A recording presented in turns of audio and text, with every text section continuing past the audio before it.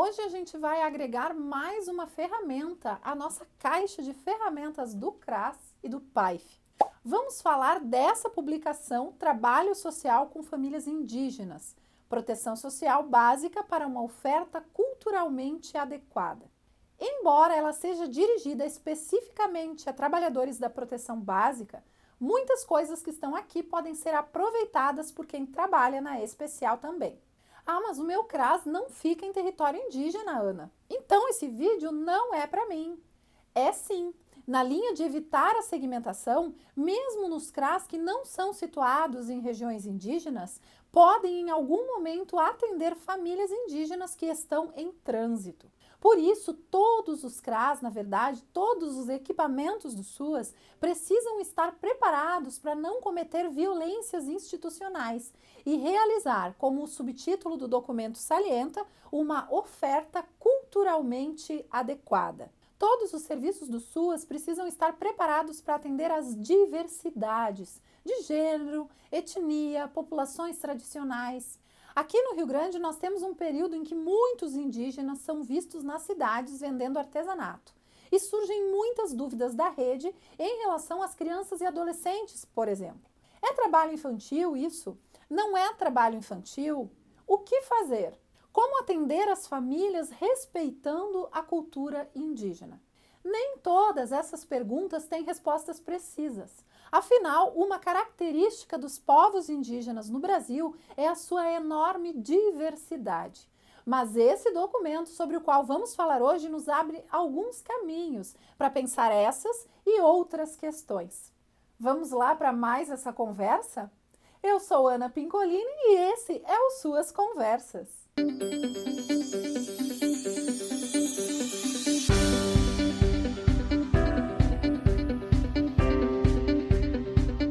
Olá, pessoal do Suas Conversas, tudo bem com vocês? Hoje a gente vai falar de um tema no qual precisamos avançar muito e construir muita coisa no coletivo, junto com as representações indígenas. É o trabalho social com famílias indígenas. Por volta de 2016, o então Ministério do Desenvolvimento Social e Agrário lançou essas orientações técnicas. Quer dizer, eu acho que foi em 2016, em função do logo e do breve período em que o atual Ministério da Cidadania se chamava MDS-A.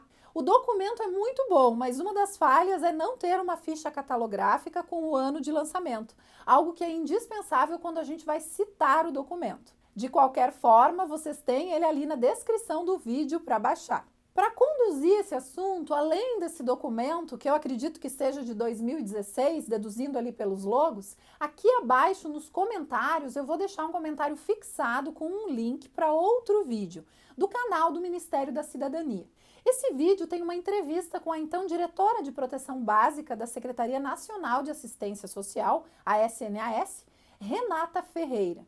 Na entrevista, que aconteceu em 2018, ela explica como materializar o caráter proativo, protetivo e preventivo no trabalho social com famílias indígenas. Ela fala das principais vulnerabilidades e riscos sociais vivenciados pelas comunidades indígenas e de dois grandes desafios para o acesso das famílias indígenas à assistência social. O primeiro desafio é a questão territorial, a imensidão do Brasil, os rios, as barreiras geográficas, já que muitas comunidades estão localizadas em territórios de difícil acesso.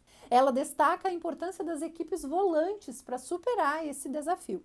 O segundo desafio, e aqui todos nós estamos implicados, independente do nosso CRAS estar ou não localizado em uma área indígena, é o preparo. Ela diz o seguinte: não basta você ter acesso, é preciso ter preparo. E que preparo é esse? Justamente o preparo na interação entre a intencionalidade da política pública e a realidade sociocultural dos povos indígenas. Como é dito na página 6 dessas orientações técnicas, à medida em que o SUAS se aproxima da universalização dos CRAS, as especificidades, as singularidades dos territórios e das populações ali residentes vão se tornando mais perceptíveis e vão exigindo respostas mais contextualizadas. Se você gostou desse assunto, já curte o vídeo e se inscreve aqui no nosso canal, ativando o sininho das notificações para ser avisado quando tiver vídeo novo por aqui. E siga a gente no Face e no Instagram, que é por lá que eu divulgo quando temos cursos novos com inscrições abertas.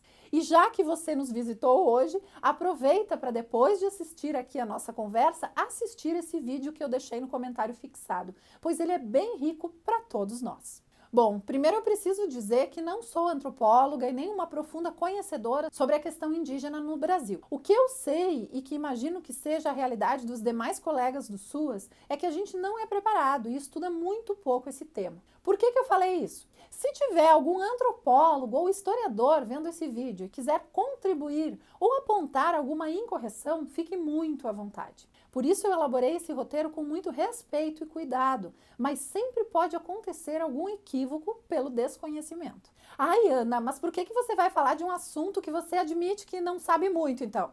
Ora, caros colegas, eu também sou uma trabalhadora do SUAS que pertence a essa maioria que tem muito pouca informação sobre isso. Para a maior parte de nós, trabalhadores do SUAS, esse é um assunto que precisa ser melhor aprofundado. Por isso eu escolhi comentar essa publicação, porque ela foi muito importante para mim, contribuiu bastante no meu cotidiano e acho que pode contribuir com o cotidiano de vocês também. Aliás, é uma publicação que contribui com todo mundo, não só com quem trabalha no SUAS. Se você é estudante de graduação ou é simplesmente um curioso, baixe essa publicação, leia, você vai gostar muito. Então eu resolvi partilhar o que eu aprendi estudando essa publicação, que foi muito importante também para eu parar de falar bobagem, como usar a palavra tribo para me referir aos povos originários. Tribo é uma palavra ligada ao colonialismo, à dominação estrangeira. A expressão povos indígenas é mais adequada porque se refere a uma grande diversidade de grupos sociais nativos do território brasileiro. A palavra índio, como vocês sabem, resulta daquele equívoco dos primeiros colonizadores, que acreditavam ter desembarcado na Índia. Mas se pode utilizar povos indígenas ou povos originários ou autóctones. Os tratados internacionais também sugerem termos como estes. Por exemplo, na Austrália eles usam aborígenes. No Canadá eles usam First Nations, primeiras nações, o equivalente a povos originários aqui. Também não existe unanimidade em relação à palavra índio. Há quem considere essa palavra pejorativa, mas nessa publicação o sentido pejorativo é rejeitado e se prefere utilizar essa palavra como uma marca identitária que possibilita unir povos historicamente distintos na luta pelos seus interesses e direitos comuns.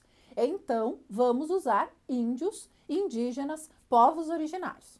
Quando a gente fala de povos indígenas ou povos originários, estamos falando de um contingente próximo a 900 mil pessoas, conforme os dados do IBGE, claro, do último censo, que é o de 2010. Isso dá algo próximo a 0,5% da população brasileira. Vejam que, sendo eles os povos originários do nosso país, esse pequeno contingente não é um número neutro. Ele conta a história do processo de dizimação e apropriação dos territórios que ocorreu desde a chegada dos portugueses e se intensificou nos séculos seguintes. Eu moro próximo ao viaduto aqui em Caxias que se chama Campo dos Bugres. Bugres eram como eram chamados os índios da etnia Caingangue que residiam nessa região. Tanto eles eram muitos que a região era conhecida como o Campo dos Bugres. Qual o meu espanto esses dias quando eu liguei para a FUNAI e descobri que residindo nesse município, um município com mais de 500 mil habitantes, e que um dia foi chamado Campo dos Bugres, não existe atualmente nenhuma família indígena.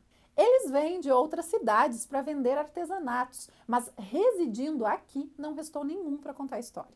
Então, é uma população que apresentou grande decréscimo depois da colonização do Brasil. Conforme Viveiros de Castro, além das guerras e da eliminação, também o contato com as doenças trazidas pelos colonizadores tem a ver com esse decréscimo populacional dos indígenas. Outra coisa complicada é que a gente acaba homogeneizando essa população, que é caracterizada justamente pela enorme diversidade. Conforme o Censo Indígena de 2010, o Brasil tem mais de 300 etnias indígenas, falantes de 274 línguas.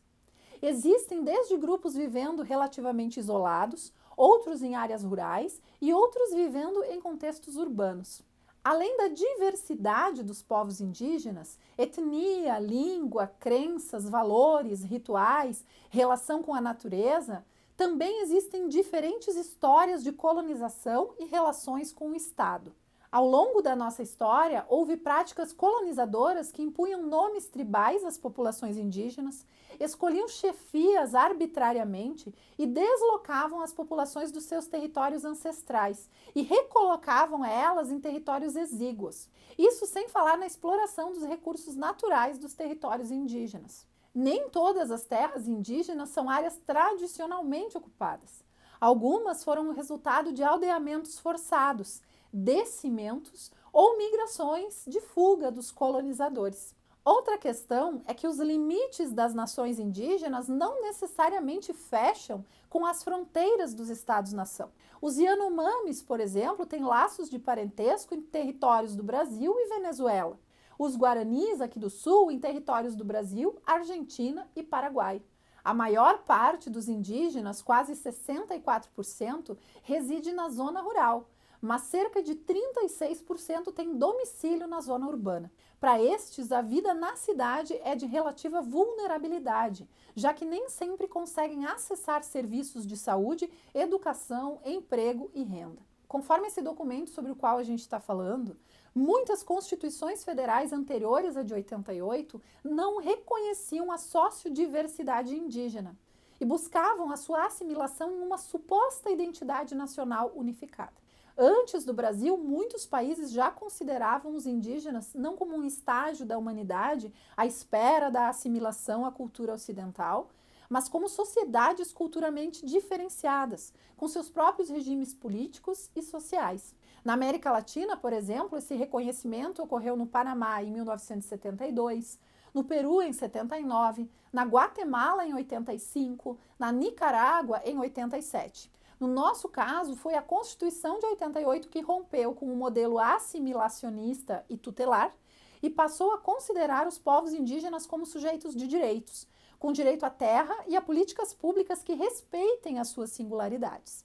A Constituição de 88 eliminou o preceito da tutela, que vigorava anteriormente e considerava os indígenas relativamente incapazes. Essa alteração foi incorporada no novo Código Civil em 2002.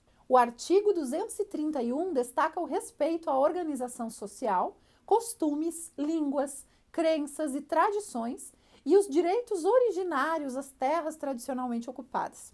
Então, diferente daquele paradigma civilizatório e etnocêntrico do século XIX, hoje se salienta o direito à autodeterminação dos povos indígenas e o direito de viverem conforme a sua cultura e de acordo com o que eles consideram o bem viver.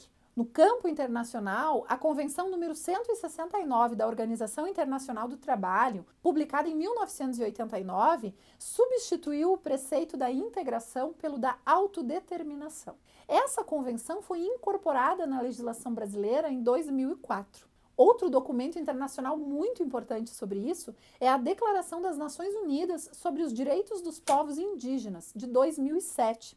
Em que se destaca no artigo 23 que os povos indígenas têm o direito de participar ativamente da elaboração dos programas de saúde, habitação e demais programas econômicos e sociais que os afetem. Então, meu povo, antes de qualquer coisa, pensando na garantia do direito da autodeterminação dos povos indígenas, para pensar em qualquer trabalho social com eles, a gente precisa oportunizar espaços de escuta e ouvir as definições deles sobre o trabalho social que eles desejam. Então, se deve escutar as pessoas, escutar as lideranças locais, escutar as lideranças indígenas, as associações e órgãos representativos, como é o caso da FUNAI, propondo metodologias colaborativas e construção conjunta do trabalho social que vai ser desenvolvido. Quando eu estava na graduação em psicologia, a gente fez um trabalho que durou 1 ano em uma comunidade indígena aqui do estado. Ele começou com a gente planejando o que a gente achava que eles precisavam. Até ouvimos eles, mas foi em uma etapa posterior. E eles deveriam ter sido ouvidos desde o começo, desde a construção. Aliás, eles é que teriam que ter dito como pensavam o trabalho a ser desenvolvido. E se aquilo que a gente achava que eram os problemas, eles achavam que eram os problemas ou não. Outra coisa que a gente tem que romper é com esse estereótipo de achar que a cultura fica parada no tempo. O conceito antropológico de cultura, usado nesse documento, traz que a cultura é a forma de organizar a vida social, política, econômica e espiritual de cada povo. É uma maneira de ver o mundo e se situar nele. Todas as culturas, não só a indígena, são códigos simbólicos dinâmicos e abertos às transformações. O mundo vai mudando. Então, os códigos culturais vão se alterando e vão adquirindo significados diferentes à medida que o mundo vai mudando. Por isso é preciso abandonar essa ideia de que os índios são todos iguais, que têm o cabelo liso, que vivem na floresta sem roupa, com um arco e flecha, caçando e pescando. Vários povos indígenas têm contato com a sociedade envolvente, ou seja, com a sociedade não indígena. Há vários séculos eles têm esse contato. Então, eles adotaram costumes ou práticas como usar fralda nas crianças, usar telefone celular. Mas isso não quer dizer que eles sejam menos índios, não faz deles menos índios. Esse é um processo que acontece naturalmente. E é bem diferente isso acontecer pelo contato com a cultura de outros povos, o que pode acontecer com qualquer sociedade humana, do que ser uma imposição de uma cultura externa a alguém.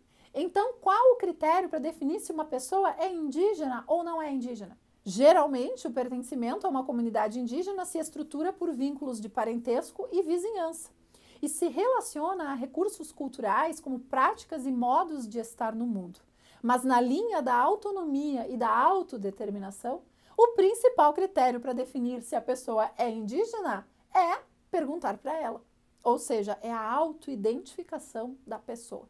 Não é se ela usa cocar, maracá, outros ornamentos ou aquele tipo de pintura desse ou daquele jeito. Como dizem os antropólogos, indígena é mais um modo de ser do que de aparecer.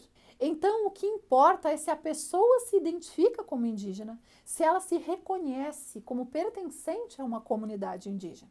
Então, aqui se propõe essa assistência social com um olhar diferenciado.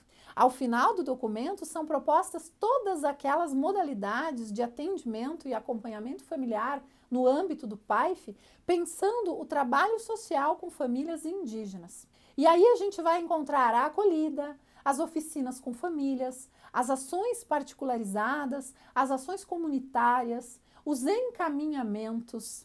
E também vai se pensar as peculiaridades do acompanhamento familiar, seja ele particularizado ou em grupo. E os atores que devem ser chamados a construir as intervenções de modo colaborativo, destacando-se as próprias famílias indígenas e as suas lideranças, além das associações representativas e o órgão oficial responsável pela política indigenista, que é a FUNAI. Esse documento ressalta que a gente ainda encontra iniciativas de assistência social que reproduzem velhos paradigmas, voltadas à transformação dos indígenas em civilizados, entre aspas, e a sua integração à cultura nacional, diluindo as suas identidades étnicas. É necessário superar esses velhos modelos e reconhecer que conceitos como autonomia, risco, pobreza, vulnerabilidade têm conotação distinta nas comunidades indígenas. Então, utilizando a citação que abre esse ótimo documento, que é uma frase do Eduardo Galeano, a primeira condição para modificar uma realidade consiste em conhecê-la. Se você gostou desse vídeo, curta, compartilhe e comente. E se você gosta dos nossos conteúdos aqui no Suas Conversas, inscreva-se em nosso canal e ative o sininho das notificações. Toda semana temos uma conversa nova sobre o SUAS. Tchau, até a próxima conversa!